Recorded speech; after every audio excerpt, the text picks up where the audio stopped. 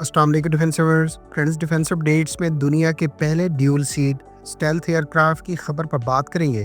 پاکستان کی heavy industries Taxila کی remote control gun, مراکش کی ڈرون ایکوزیشن سمیت دیگر اہم بین الاقوامی دفاعی خبریں بھی اس ویڈیو میں شامل ہوں گی۔ So let's start.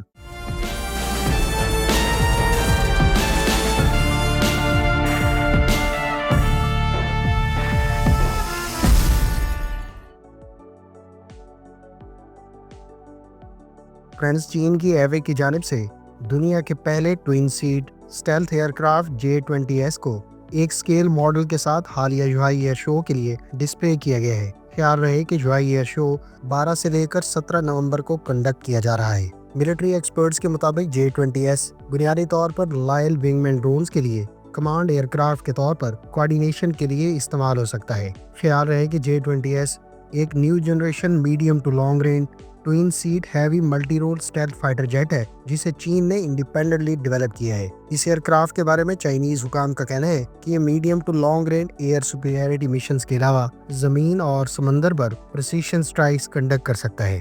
J-20 per based J-20S کے بارے میں کہا گیا ہے کہ یہ اس طیارے کی نہ صرف سچویشنل اویئرنیس کو انہینس کر دے گا، بلکہ یہ الیکٹرانک ڈسرپشن اور ٹیکٹیکل کمانڈ اینڈ کنٹرول کے لیے بھی استعمال ہو سکے گا۔ J-20S بنیادی طور پر manned and unmanned collaborative combat conduct کرنے کے قابل ہوگا۔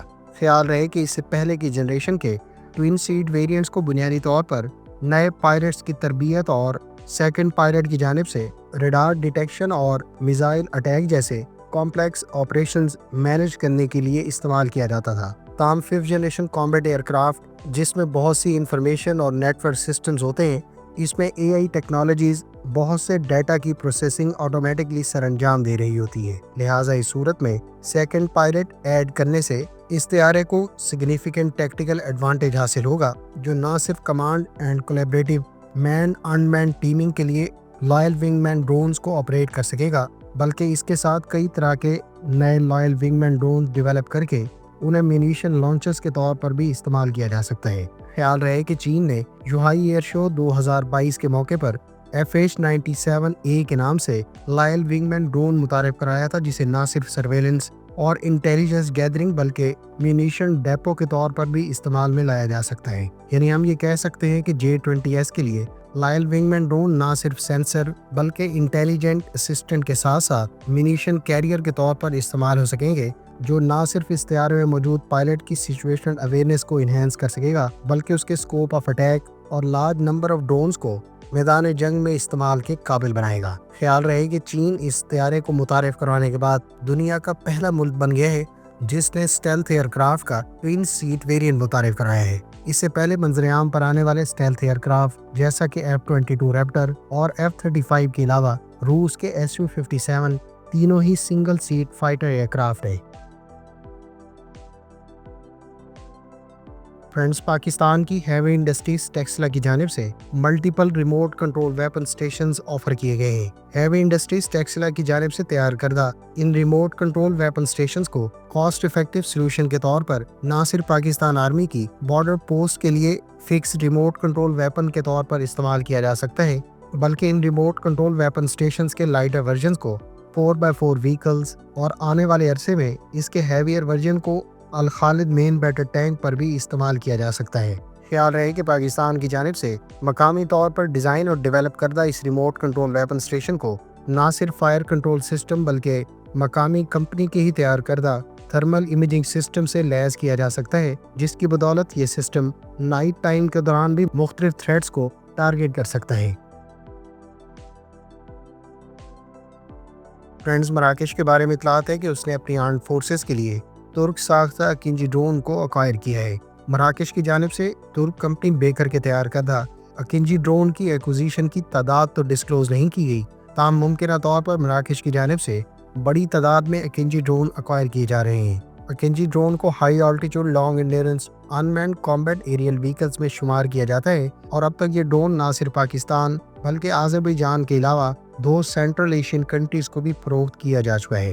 مراکش کی جانب سے اکنجی ڈرون کی ایکوزیشن کے بعد نہ صرف ترک ساختہ ڈرونز کے کسٹمرز میں ایک اور کنٹری کا اضافہ ہوا ہے، بلکہ حالیہ رپورٹ کے بعد یہ بات منظر عام پر آئی ہے کہ ترکی کی جانب سے اب تک مختلف ٹائپ کے 400 سے زائد ڈرونز مختلف ممالک کو ایکسپورٹ کیے جا چکے ہیں۔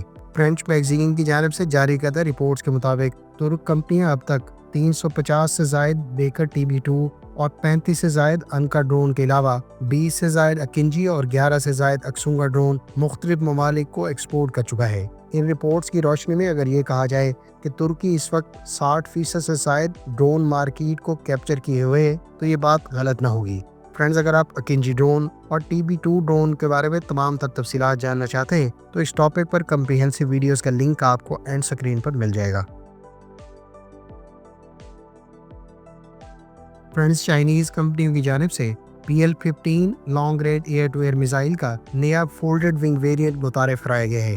ایوک کی جانب سے ڈسپلے کردہ PL-15 long range air to air missile کا وہ ایکسپورٹ ویریئنٹ رکھا گیا ہے جنہیں فولڈنگ ونگز کی مدد سے زیادہ تعداد میں اسٹیلتھ ایئر کرافٹ کی انٹرنل ویپن بے میں کیری کیا جا سکتا ہے۔ خیال رہے کہ ایکسپورٹ کسٹمر کو آفر کیے جانے والے PL-15E long range air to air missile کی رینج 145 کلومیٹر بتائی جاتی ہے اور نئے فولڈڈ ونگ ویریئنٹ کی بدولت F-35A اور J-20 اسٹیلتھ ایئر کرافٹ میں اس قسم کے 6 میزائل انٹرنل ویپن بے میں کیری کیے جا سکیں گے۔ خیال رہے کہ چائنیز ایوک کی جانب سے اپنے PL-12 beyond visual range air to air missile کا بھی نیا ویریئنٹ متعارف کرایا گیا ہے جس کی رینج 120 کلومیٹر بتائی جاتی ہے۔